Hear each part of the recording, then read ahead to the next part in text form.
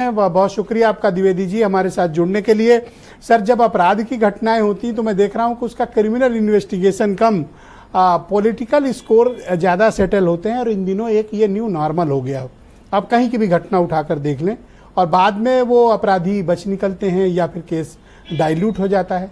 और इस पे अगर कोई सबसे पहले बचता है तो वो पुलिस अधिकारी और प्रशासन के लोग, जिनकी वाकई में रिस्पॉन्सिबिलिटी फिक्स की जानी चाहिए। आप इस तरह के मामलों को किस नज़रिए से देखते हैं? मिश्रा जी, मैं सबसे पहले ये कहना चाहूँ, क्योंकि मैं कुछ समय से सुन रहा हूँ तमाम जो माननीय वक्ता लोग हैं। एक वक्ता द्वारा कहा गया कि मीडिया और आप और हम विपक्ष हैं। मेरा ये कहना है कि ये हमारे देश में लोकतांत्रिक व्यवस्था में जुडिशियरी, विधायिका, एग्जीक्यूटिव, ये तीन प्रमुख स्तंभ हैं लोकतंत्र के, और चौथा प्रमुख स्तंभ मीडिया को माना गया है। मीडिया ना तो पक्ष है ना विपक्ष है। देश में, प्रदेश में जो कुछ होता है, जो भी हो, अच्छा हो बुरा हो, कहीं कोई बात हो, उसको जस का तस मीडिया नागरिकों के सामने रख देता है। ये दायित्व मीडिया जिम्मेदारी पूर्वक अपने देश में निभा रहा है। तो ये पक्ष विपक्ष की बात कहना उचित नहीं है। अब मैं आपके प्रश्न पर आ रहा हूं। जो आप कह रहे हैं ऐसा होना नहीं चाहिए, लेकिन लोकतंत्र में सभी राजनीतिक पार्टियां, तमाम जो घटनाएं होती हैं उसको अपने अपने चश्मे से देखती हैं। जो नहीं होना चाहिए लेकिन देखती है, ये सच्चाई है। सभी पार्टियां, मैं कह रहा हूं, कुछ कम कुछ ज्यादा, जैसा जिसके माफिक होता उस हिसाब देख करके वो अपनी बातें व्यक्त करते हैं मीडिया के माध्यम से।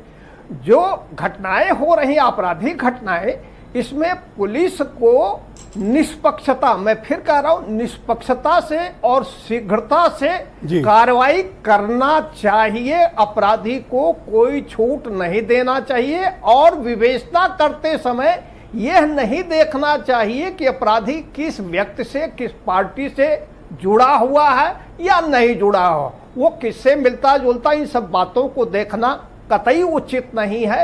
ये पुलिस से अपेक्षित नहीं है। एक बात मैं और सुन रहा हूं जो महत्वपूर्ण है कि इसी व्यक्ति की, जो नवाब सिंह की बात की जा रही है, अभी कुछ दिनों पहले डीएम एसपी उसको पुरस्कृत कर रहे हैं। मुझे बड़ा क्षोभ हो रहा है यह बात सुन करके। ये बहुत क्षोभ हो रहा है, जिस व्यक्ति के खिलाफ 10-12 मुकदमे पंजीकृत हो, पुरस्कृत करने की क्या आवश्यकता है? किस कार्यक्रम में गए?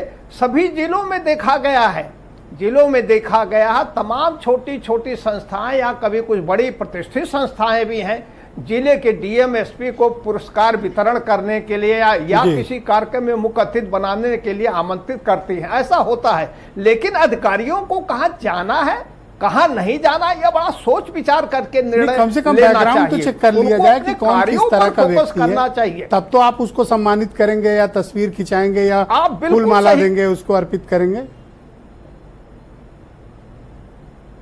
बिल्कुल सही कह रहे हैं, मैं बिल्कुल सहमत हूं इस बात से। जो है उनके पास साधन है।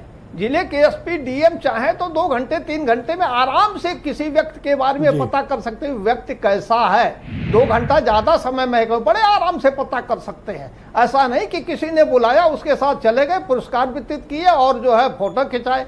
लोग, तमाम अपराधी प्रवृत्ति के लोग भी, समाज में लंदफंद करने वाले लोग भी ऐसे डीएम और एसपी के साथ फोटो खिंचवाना पसंद करते हैं और उस फोटो का आगे पीछे कहीं न कहीं दुरुपयोग करते हैं। उस फोटो को ले जा करके थाने पर, तहसील में दिखा करके बहुत ही खराब क्रिमिनल इन्वेस्टिगेशन सिस्टम है सर। ऐसा होता है। आप लास्ट टाइम डिबेट में मेरे साथ थे, हाथरस वाली घटना देखिए, कितनी विभत्स और बड़ी घटना थी।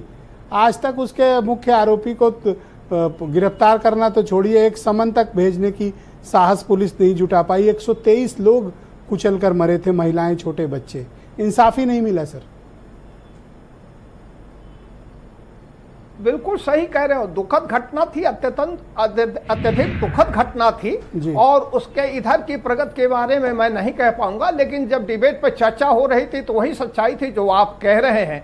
तो ऐसे आपराधिक मामलों में पुलिस को निष्पक्ष रहना चाहिए और शीघ्रता से विवेचना पूरी करनी चाहिए और कौन किससे जुड़ा इन बातों को नहीं देखना चाहिए। ये सावधानी रखनी चाहिए पुलिस को। पुलिस का बहुत शुक्रिया सर, हमारे साथ जुड़े रहिएगा। मैं नावेद शिकोह जी को मेरा ये आमंत्रित करता हूं, बहुत ही जाने माने पत्रकार।